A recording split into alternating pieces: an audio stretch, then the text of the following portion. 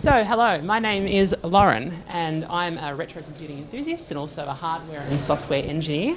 And I am also interested in STEM education. Some of you might have stopped by and saw my STEM education kits in that middle classroom over there. So I'm interested in, old tech is great, new tech is great sometimes. Thinking about how we can inspire kids, though, in a STEM education context especially, to kind of learn the ways of old tech, how it was in some ways better, and apply that to new tech, especially given they're going to be the ones who are going to be building the stuff of the future. So I guess this talk, just to give you an idea, I'm going to start off by talking a little bit about like where I came from and my background, the kind of tech that I used when I was growing up and had fun with, my retrocomputing history and where I came from, and then going to talk about some of the interesting things that I've done in my career, which is like the death rays and killer robots, which is why everybody's really here, because you want to know how to build a death ray, and I'm going to tell you. And then I think I'm probably going to go back to talking a little bit more about the 1980s and then kind of jump back into the future. So we're going to be going back and forth a little bit, sort of just like Marty McFly, right, and Doc Brown. We're going to jump back and forth a little bit. We're going to go back to the future. We're going to go forward to the future. Back and forth, back and forth. So where do I come from in terms of tech? Well, I think it started out for me not with a computer, but with these things. Has anybody ever seen these things? From Usborne. Has anyone read Usborne books? Hands up? Yes? We got a few hands up, yeah? So, these were in school libraries when I was a kid, although by the time that I started reading them, it was kind of like the early 90s, right? Whereas these books are very much about kind of, the early to mid 80s computers. But, teaching you like how does a computer work and how do you program BASIC? So I'd go into the library and be reading these and going, I like these computer things and programming is interesting. And I was learning about computers and about programming before I had a computer, and then you get on the Pester Power and you go to your parents and like, I really want a computer, buy me a computer now. And they go, oh, I don't know, you're just going to use it to play games and you're not going to learn anything. And it's like, no, I'm learning all this stuff from books and learning how to program in BASIC and about how they work. And well, anyway, good that they did buy me a computer because it led me into a career in technology and that's been great. So buy your kids a computer, but not one of those ones that's full of the games and sort of social media that rot their brains. I don't know. So my first computer, this is not me in this photo, this is my son, who's 7 years old, but he's playing this computer, which is a 386. So this was my first computer. Some of the parts are original. I've kind of cleaned it and reassembled it and added back in the bits that I've lost over time. But, it's still running. And I play with it every week, for fun. So my first computer was, not the Commodore 64, it was not the VIC-20, it was not the whatever, it was a 386 running MS-DOS. And for BASIC, well, you'd program in GW BASIC. Does anybody remember GW BASIC? Hands up. Vaguely? Yeah, a little bit? Okay, cool. And then eventually we had QBasic. Does anybody remember QBasic? QBasic is like, whoa, you've got an IDE and you've got help. You can actually understand, if you don't know what you're doing, you can ask. Whereas GW BASIC was kind of like, what is this screen with just a few function keys? Anyway, so the venerable old 386. So I used that for a long time, and then eventually we kind of upgraded to getting a Pentium, and then you're getting into kind of white box computer territory, which I feel is a little bit boring, right? I don't know, does anybody think white box computers are boring? People like white box computers, like clones? Yes? Yes? Okay. I don't know, I think there's a lot of ways they could go wrong. Yeah. We can have this big argument, right, over like what counts as retro and what counts as not retro. But we probably shouldn't get into that argument now because otherwise you'll all tear the room apart and you'll tear each other apart and that won't be good. So the first computer that I got that I would consider, I guess, to be retro, although I guess the 386 is retro now, was somebody gave me one of these. Does anybody know what this one is? There's one of them out there on the table. I saw it the other night. It's from Amstrad.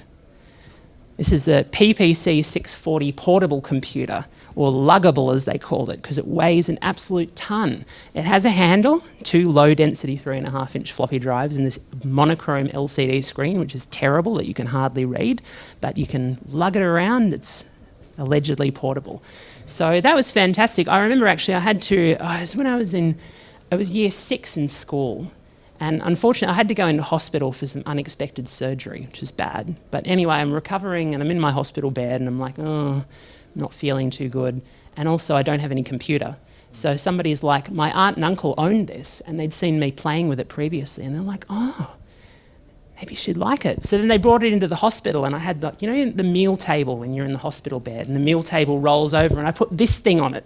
And it's got the 1200 baud modem, and I'm trying to work out how I can wire it into the phone line in the hospital in my bed. And and trying to run it off low-density 3.5-inch floppy disks, which is great. But they said, you can have it. It's yours. And so I was like, oh, cool. And this was actually the first computer that I accessed a BBS on. Who did BBSing back in the day? Yeah, we've got a few hands up. Are BBS better than the web, or is the web better than BBSs? What do you think? No. So the next computer that somebody gave me, because once the word gets around, that it's like somebody's interested in old computers, well, people clear out their closets, right? Everyone who doesn't want to keep the computer and sees it as trash wants to give it to you, which is good for you if you're a retro computing enthusiast. So the next one was, anybody know what this one is? VZ200? Yeah? Don't be shy, speak up. Who owned one of these? Yeah, there's a couple. Dick Smith VZ200, that's right. You still got one. So, and this is great. I got the cassette drive and the joysticks, and there's a printer adapter, and I got the plotter, and it's wow, The keyboard's terrible on this one, the VZ200, because it's rubber chiclet keys that are sort of the dead flesh keys. You don't get much feedback from them. The VZ300, I think, had the better keyboard because it had proper keys that, yeah. Had a 10 meg hard drive, did it? I didn't know that. Wow, amazing. This thing, I did not have a disk drive or anything for this. It was purely cassette tapes. So the VZ200, the venerable VZ200. So, and then, over time, I'd sort of collect other detritus that people didn't like. So, or that, they had no use for, that stuff that became end of life. It's kind of hiding there on the left-hand side, but does anybody know what that one is? That's an Acorn RISC PC. Did anybody ever use these? So this was kind of the spiritual successor to the BBC Micro, the BBC Model B. So made by Acorn Computers in England. And yeah, it could ran RISC OS, but then it could also boot into Windows 3.1 or Windows 95. It had a second processor card that would go into it, and it would run a separate operating system on a separate processor. This was Acorn's thing, making multi-processor machines. So there was that, and actually I'm trying to run Linux on it here, which, in the early 2000s was a thing to try to run Linux on kind of, non-x86 hardware. So, because this is, of course, ARM. It's kind of a bit of my setup back in the day of having, you can't really see it, but it's like dual CRT monitors. Dual monitor setup in the CRT era. It's very, very cool. And I did a lot of kind of fun experiments, I think what I'm doing, I've got a Palm Pilot here that's like a tungsten T1, I think. Who had a Palm Pilot? Anybody have somebody one? Yeah? Like Palm OS? So this is actually, I think the Palm Pilot's running VNC, and it's VNCing into the computer, and you can see the Windows 98 start menu is on the Palm Pilot as well as on the computer. It's kind of cool. I just enjoyed mucking around with tech, right, and doing this sort of stuff. This is a white box, terrible white box. This was running a thing called Myth TV. I don't know whether anybody remembers this. Yeah, got a couple. So, yeah, media server, that's right. And also like a PVR. So you could this computer down on the floor, it's got like a TV tuner card in it. So I'm taking television from the antenna, I'm taking it into the computer. You can fast forward and rewind and skip ads, and then it's being output onto the huge, this is a really big CRT television we had back in the day, but it's output via composite video from the back of the machine, which is cool. And I had this compact laptop. Does anybody remember when they gave you a service manual for computers? People remember service manuals? Yeah? You sure? I think that, I don't know how, they're pretty rare these days, aren't they? I mean, what do you buy these days where you get a service manual? They don't really give those out anymore, do they? Some cars. Some cars? Yeah, maybe cars. I think cars are about the only thing you're allowed to fix anymore when they break down, right? Everything else you just have to throw away. Is that right? Yeah, unfortunately. So this was the sort of compact Armada, which you could pull apart and repair. That was really cool. Now, this next slide, can you tell that my brother and I were both interested in engineering? Anybody remember AFX? And if you don't like white box computers, what better way to make use of the case? So he actually my brother ended up going over to New Zealand to work for Rocket Lab to work on the Electron rocket, launching satellites into low Earth orbit, which was very cool. So he ended up working in New Zealand space industry. I ended up working in the Australian space industry. I don't know. Is our space industry better or New Zealand's? Who wants to vote? We're actually starting to launch rockets ourselves now, though, so this is probably good. I went to university, Sydney University, and we were working on... This is a funny thing. It was like human-computer interaction was my research area, like how people interact with technology. So this was called the magic mirror. So it's like you look in it and it's reflective, but then the screen turns on behind, and you can touch the face of a person and you record a little audio message for them. And then that gets sent to their house over the internet into their mirror, and they can play it back. And the idea was it's for elderly people to keep in touch with their family. So the family members are far away, then you can record a little audio message, you know, hey, how are you going today, Nan, or something, and then you send it and they get it turn up on their mirror. It's this idea, I suppose, of like making technology ambient, so it's in the environment and it's there all the time, and you can just, you know, see the messages popped up and you can touch it. Touchscreen interfaces, you know, was a very new thing. This is like 20 years ago. So that was fun. So anyway, university, working on these kinds of research projects in tech, you know, did a lot of Linux stuff, blah, blah, blah. Finished university, came to Canberra. It was the first time that I'd lived in Canberra working for Department of Defence. So then after working in Canberra for a while, a friend of mine wanted to start up a company. And so he had this idea of like, went through a few different ideas. The first idea was like, I want to create like a dating app before we had apps. This was like the pre-smartphone era. It's like we get everybody to wear these colourful tags that light up, and it's like you would go to a speed dating event and you'd fill out a questionnaire beforehand about all of your interests. And then when you turn up, your little name tag would change colour to be the colour of all the people in the room who had the same interest as you, and then you'd be able to get together. It was really, really cool. But we, you know, we were having trouble kind of working out how do we launch this and getting much interest in it. I don't know how good of an idea it was. We circulated through a lot of different ideas. This same friend was also in hospitality, so we had the idea of things like, you know, these are like menu holders that you'd have on the table at a cafe and they'd light up, and the idea that like, you know, if you went to the pub, they'd run a trade promotion and they'd say you get a free beer. All of the little table menus would flash randomly, and then one of them would stay lit up, and that lucky person would get a freebie. It was like a trade promotion type system. Well, we had trouble kind of, you know, working out how do we get that to take off and finding people who are interested in doing this. So we thought, well, we can make it flat. And I'm getting on here now to sort of where technology, we may always want to do good things with tech, but sometimes we can end up doing things that are a little bit more sus. So we had the idea, we'll make these things flat, and well, we could put them on the side of poker machines, and we can do a trade promotion with pokies. So when you're playing the pokey, if you're at the machine where the thing lights up, then you get a free whatever, a free drink or a free bottle. This did not fly. This was the worst idea of all, because there's no need to do trade promotions about poker machines. It doesn't work because they are already too addictive. You don't need to make an already addictive product more addictive. It's just a waste of time. So anyway, this is some of my crazy ideas. So I think that, so I was like, where does this technology go? Again, it's kind of ambient display type stuff. This was actually, it came out of research. This was something that was done by Natalie Jeremijenko, who's an Australian artist and technologist, and Mark Weiser, who was running Xerox PARC back in the day in the US research lab. And they did this thing which was like dangling string, and it vibrates depending on how much internet traffic there is.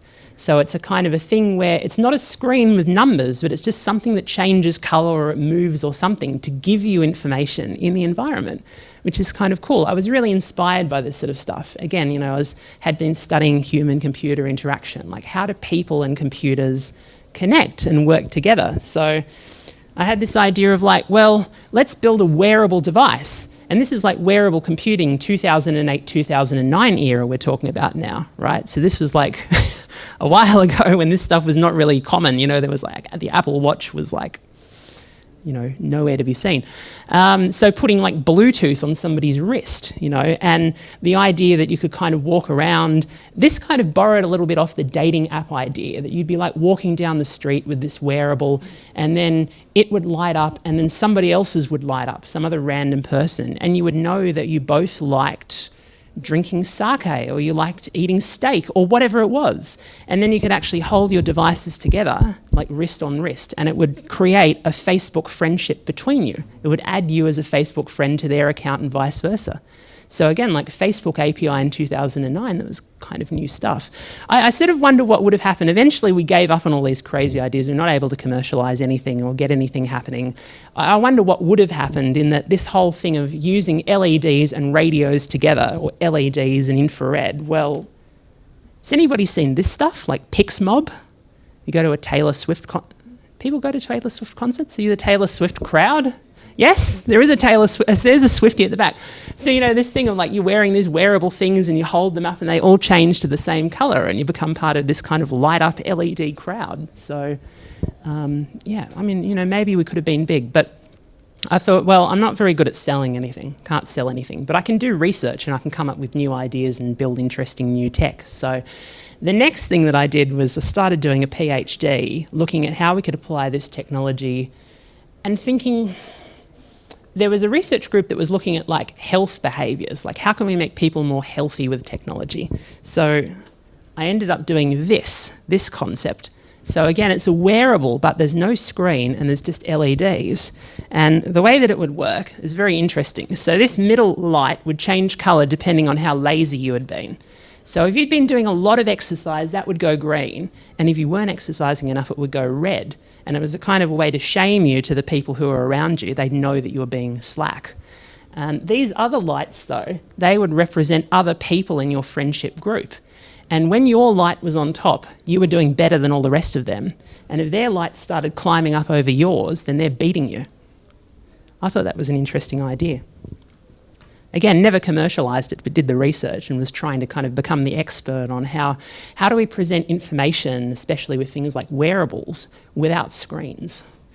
A completely different way of doing things. So this again leads me to this idea of like, should you be able to use technology to try to manipulate people and change their behaviour, even if you think it's for the right reasons? Is that ethical? Does anybody think that's ethical? Maybe, maybe not.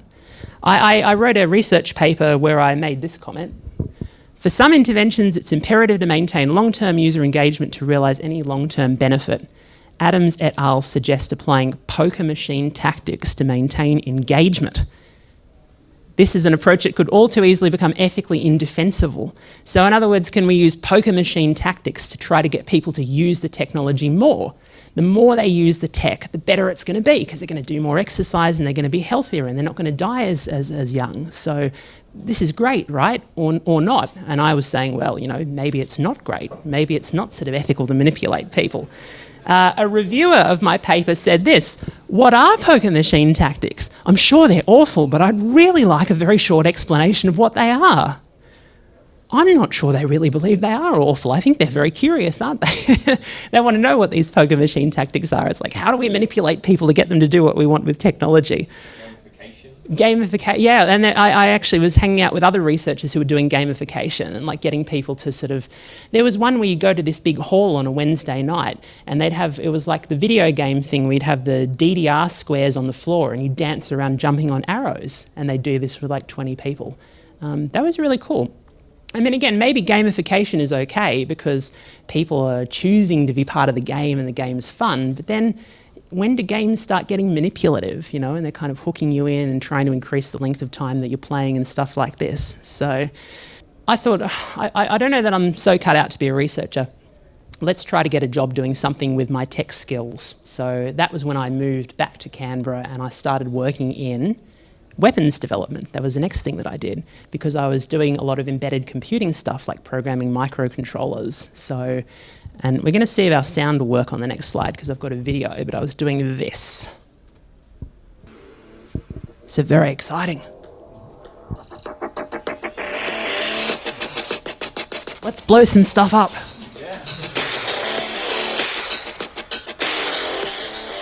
R600 weapon gimbal. I wrote the firmware for this thing.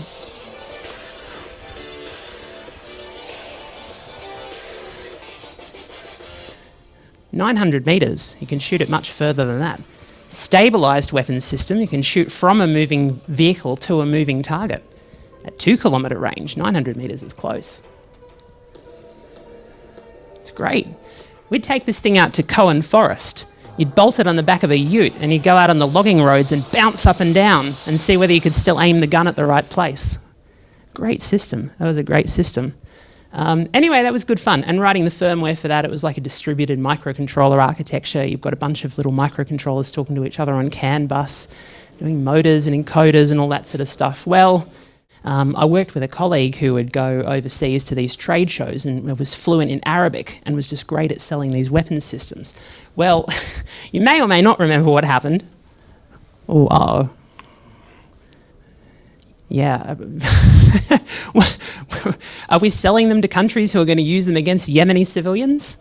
I mean, I'm not going to weigh in on this. I think that there's sort of... I had left the company by the time that this had become a thing, but, you know, it makes you think, right? I mean, you're developing this sort of technology, you're using it for good or evil. I don't know, you know, when you build a thing and the company goes and sells it, you don't have any control over who they're selling it to. I always thought, well, I'm not the one pulling the trigger, but I don't know, is that defensible?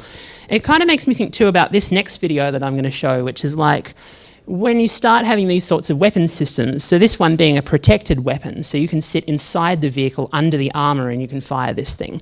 So it's much safer for you as the operator. But then they've got like a Wi-Fi remote control for this thing now. It's probably not Wi-Fi, but some wireless. So you can shoot it remotely. You can be standing a kilometre away and you can be targeting the gun. And it's like everybody is wondering, well, what happens when you put AI in the loop? Let's just get AI to do the target selection, because I mean, surely it's going to be able to lock onto the target more quickly. I think about this video. I'll only show a little bit of this because it's a bit gory, but we're super proud of it. It allows you to separate the bad guys from the good. It's a big deal. But we have something much bigger. Has anybody seen this video?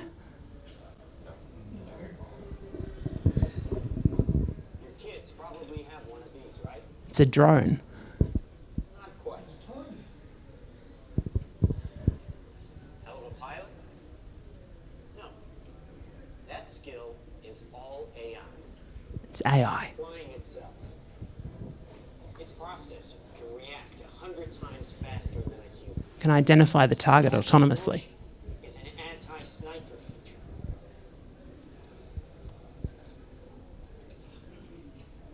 Just like any mobile device these days, it has cameras and sensors, and just like your phones and social media apps, it does facial recognition. It does facial recognition. Inside here is 3 grams of shaped explosive. 3 grams of shaped explosive inside the drone. This is how it works. Saying this is how it works. It's going to use AI to identify the target, which is this dummy. Boom! So, you know, again, it makes you think, you know, to what extent are we building this technology? It could be used for good, it could be used for evil. How do we choose what to do with it? EOS, actually, their other arm of the company is space, so space research. So one arm is weapons, the other arm is space. They've got, well, the company is slightly differently organised now, but this is Mount Stromlo. Has anybody been up to Mount Stromlo to see this stuff? Not to see this? You've got to kind of go a little bit further up the mountain along that road that you're not supposed to go along, and then you'll see this. So kind of a bit hidden away. But yeah, this is up on Mount Stromlo. So we've got, yeah, the 1.8 metre telescope. We've got a little telescope, which is for satellite laser ranging. And I commissioned that thing. That's my telescope. Installed that one up on Mount Stromlo. But I got to drive the big boy a lot, and that's great. So it's 1.8 metre primary mirror. Imagine that that's the sort of size of the glass. 1.8 metre wide mirror. Isn't that cool? It's as big as a 4-story building, that thing. So, and yeah, this is fantastic. We're doing research into like trying to identify and track satellites in orbit, but also space debris. And we would shoot lasers up into space, and the laser would bounce off the space junk or bounce off the satellite, and it would come back down, and we'd track it. And the 1 metre telescope, Geoscience Australia, used that to track the movement of the continental plates of the Earth. So you can see how much Canberra is moving, and you can adjust your geospatial data. The 1.8 metre telescope we're using for space domain research in terms of space debris and satellites, and the little 1 metre telescope too. Yeah, we had this great idea. If you have a powerful enough laser, you can actually shoot the laser up into space at some space junk that you don't want to be there. And using the laser, you can push the space junk around. Did anybody know that you can do that? You know you can hit things with light, and the light can push things. That's pretty cool, isn't it? If you have a big enough laser, if you have enough photons. So we're actually trying to do this. I guess we're going to be one of the first sort of research groups in the world to do this, but also the first in Australia. It was very, very cool. We never quite got it to work, but it's kind of tricky. I'll talk about that a little bit more in a minute. I spent a lot of time too in Western Australia. This is on the Learmonth Air Force Base in Exmouth. Has anybody been there? Yes.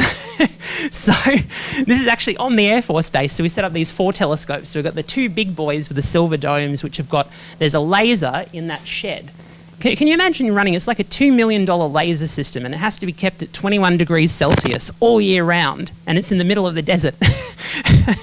That's great fun how we did that. I'm getting a bit of crackling there. So, but yeah, the 2 big boys, and then the 2 little white domes, they're 2 small telescopes. I call them smaller, like 70 centimetre primary mirror. It's still a fairly big primary mirror though, isn't it? So, yeah, that was kind of cool. So here's a picture of me.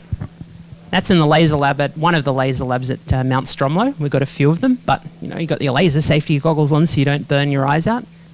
This is out at YAS, this telescope. This is just a small one, so there's no laser on this one, but we're using it just for passive observations. Actually, this one we're doing some work with. This wasn't with EOS, this was with University of New South Wales. We did a little bit of work with this one, like tracking near-Earth objects, you know, like asteroids that could crash into Earth and destroy life as we know it. That was cool.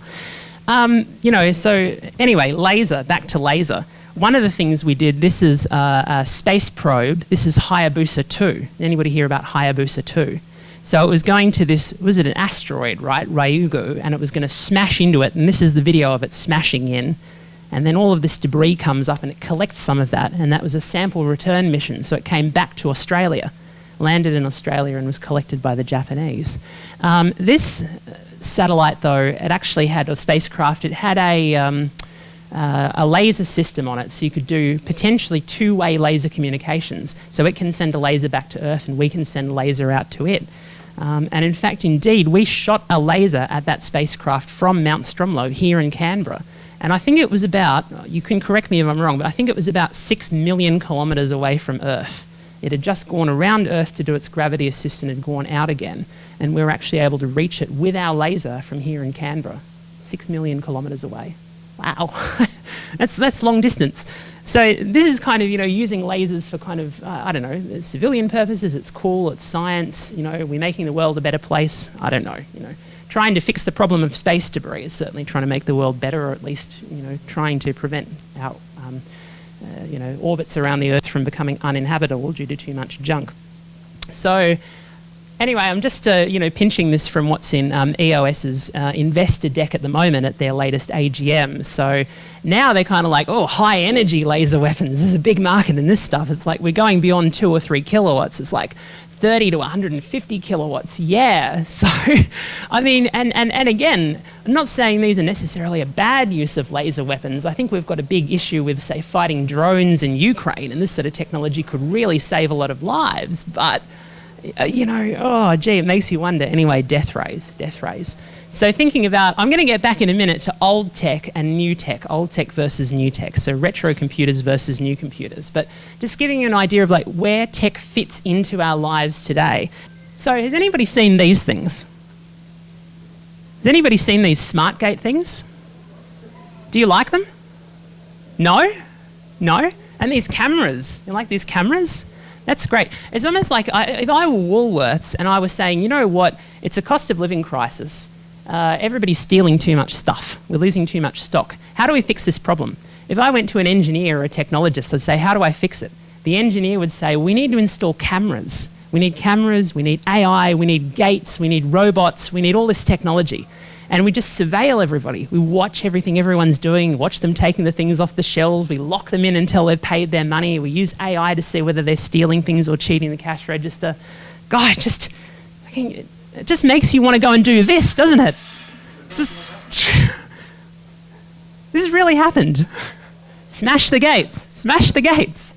I mean, is this going to be the sort of new era of political activism, is like fighting back against AI and technology that's trying to treat us all, like we're criminals? Because, I mean, it really is, isn't it? It's sort of like nobody kind of sat down and thought, maybe there might be a social solution to this problem, or there might be a non-technology solution. It's like, no, just more technology, because more technology makes everything better and fixes every problem.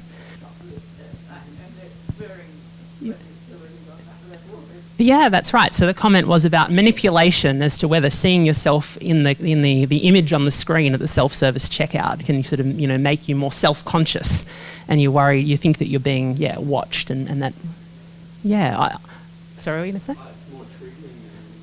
More triggering, yeah. And if people with claustrophobia, the feeling of being like locked in and having these gates that are closed and you're being confined in the space, I don't know. And this idea too of like surveillance, that we're used to always being watched. This makes me think of something again from research. This is Steve Mann from 1998, and that thing that he's wearing around his neck is a camera dome. It's great. I wish you had jewellery like that. He pioneered the field in research of surveillance. Does anybody know what surveillance is? Does anybody know French? Surveillance is from above. Surveillance is from below. S-O-U-S, surveillance. So this, and people would get upset. He'd walk around with these cameras on him, and people would be like, "Oh, stop recording me!" And he'd go into a shop, and they'd say, "Stop recording me!" And he'd say, "Well, you're recording me. Can I record you? If I'm in a space where you have power over me. Can I not exercise some power by surveilling you?" It was very interesting.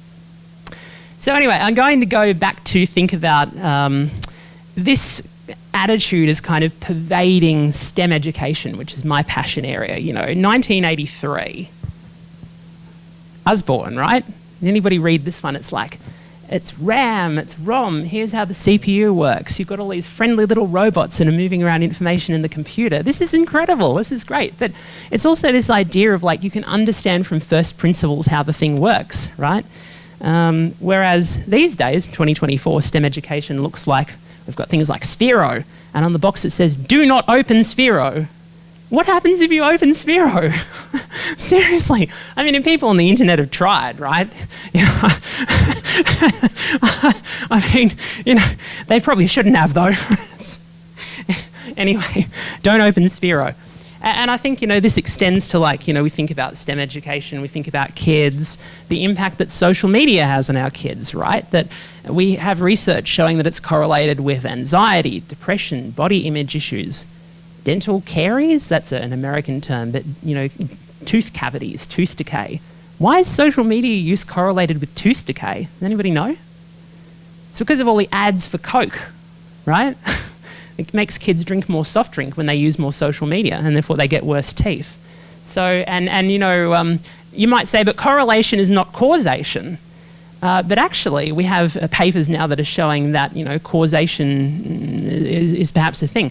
For example, in Facebook, because it rolled out slowly across different colleges, one at a time, we can actually track the rise in mental health issues across each college as Facebook rolled out.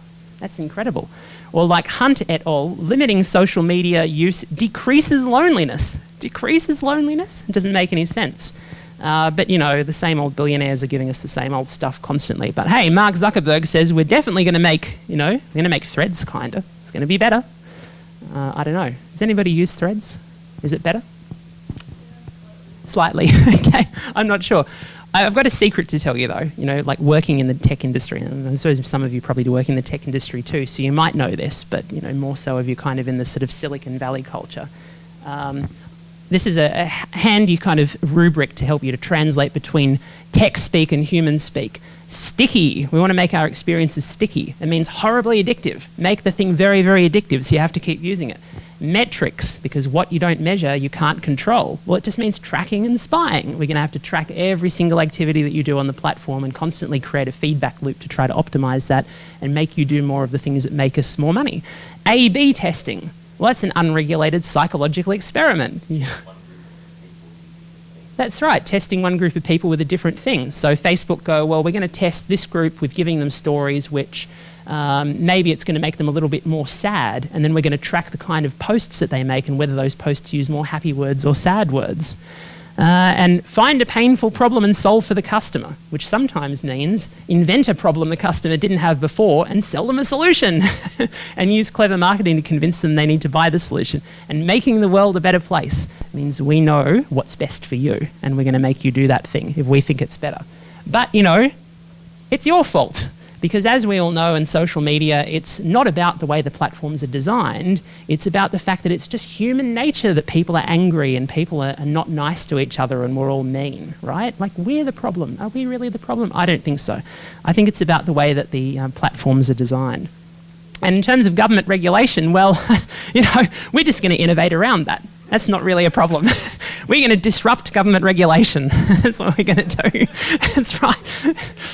I mean, I think this is a concern already. We've got, you know, the eSafety Act at the moment, but then social media is going to become distributed social media, so there'll be no central point where you can moderate the platform and censor the platform. So what do we see about modern technology? You own nothing. Everything's a subscription. We own everything, and you just visit the sites that we, you know, put up for you. You give us free stuff, which is your content, and we make lots of money out of that content. And privacy, you don't have any privacy. What's that? So let's go back to the past, not back to the future, but let's go back to 1955. Not really 1955. Let's go back to 1985. That's kind of the future. That's the present in Back to the Future, isn't it? So what's the character of classic tech? You can own the tech and you hack and fix the tech, yeah? It's a tool that helps you to do what you choose to do with it. It's not driving you, you're driving it. So where do we go wrong? We failed. We didn't make the world a better place. I think this sticks in the craw of some of these billionaires because they want to believe that they're making the world better, but then, you know, the evidence is not showing that they did.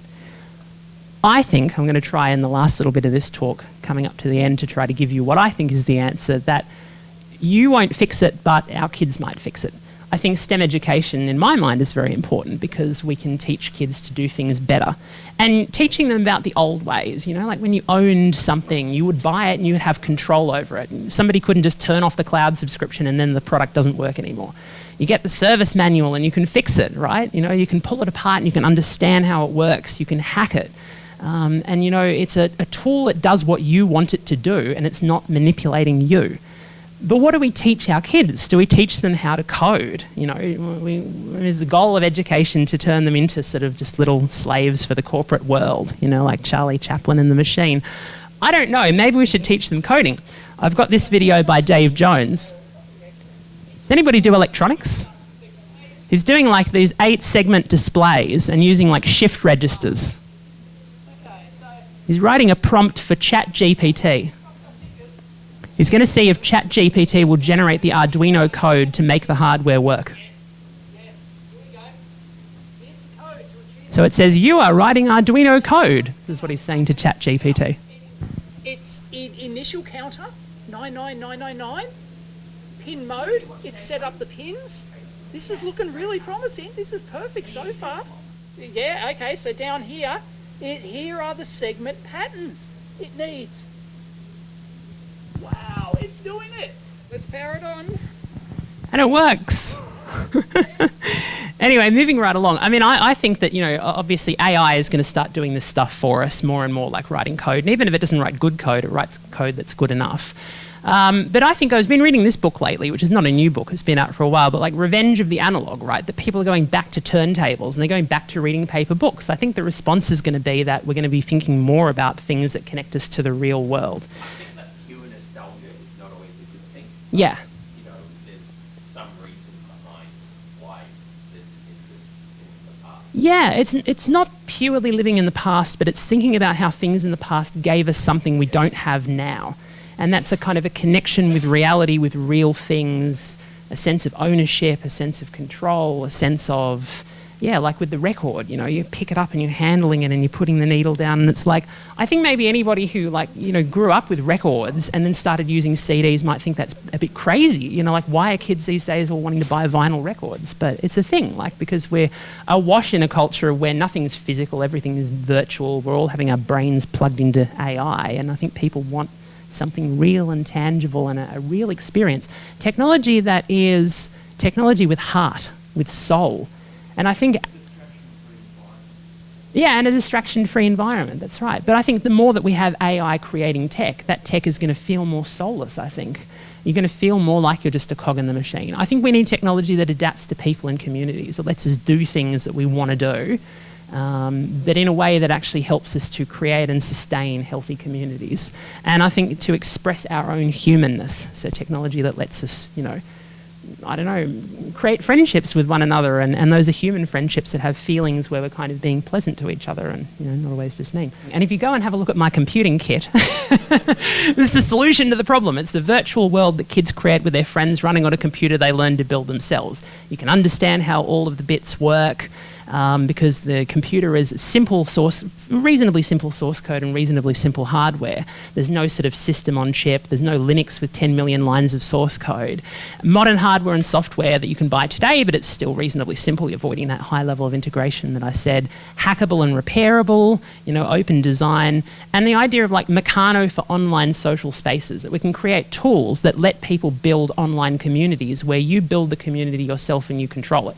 It's not like Facebook where the community is pre-constructed for you and you just pop the content into the web page. So anyway, I think that this is kind of, in my mind, heading in the right direction, and this is the way to go with STEM education, right? Is teaching kids about these things of here's how it was in the past, and technology in the past kind of sucked a bit, but it's also, the future is not so great either necessarily, and we can learn from how things were before. But if there's one thing that I can tell you for sure, it is that this time I'm going to get it right. I'm going to save the world. It's going to work. It's going to work, I promise. So anyway, that's the end of the talk. Thank you.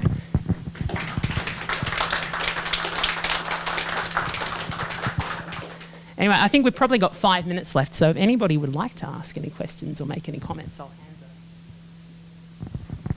it. Go for it. Okay. All right. When you were talking about the whole just seeing technology itself as the solution thing, I mentioned Freeman Dyson. I assume you've heard of him. He was, he conceptualized the Dyson sphere, his eternal intelligence idea, I think, which was exploiting the rules of general relativity to basically make, around a neutron star or black hole, like a community that could last forever, in quotes, by making the rate of real-time passing go slower and slower and slower with each bit of energy. But something like that. I'm not an expert in relativity or anything, but I think in the past there's been this whole, in the future technology is going to be so much better, it's just going to solve everything, and that sort of attitude has real limits, when it comes to, but how do we use the technology, and what are we using it for, rather than just, here's new technology and it's great, Yeah, and I think that's my tip for education. If you want to study something, coding, study coding, but also, how once AI makes it easier for us to build things, how do we decide what to build, I think? And then people who can answer those questions are probably going to have more humanities competencies, understand how technology works in society with people. So, anybody else want to? Maybe you see it more like STEM debate as well.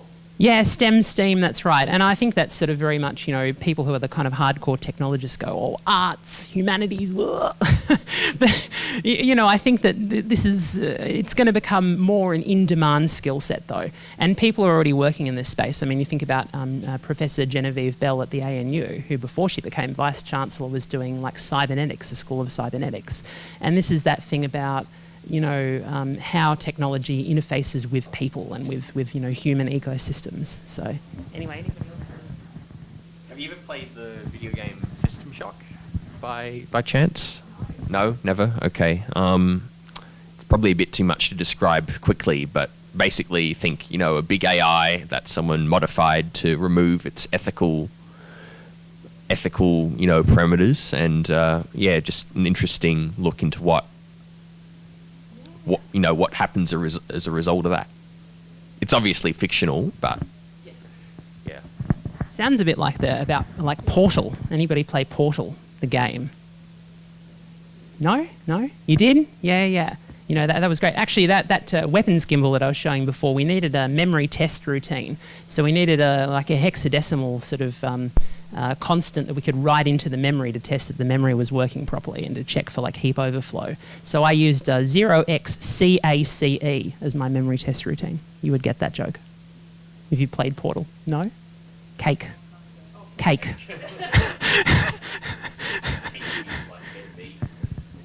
That's right. So all of these weapons that are driving around on top of tanks are just thinking cake all day long. Play Portal and you'll understand. Anyway, I think if that's everything, then yeah, thank you.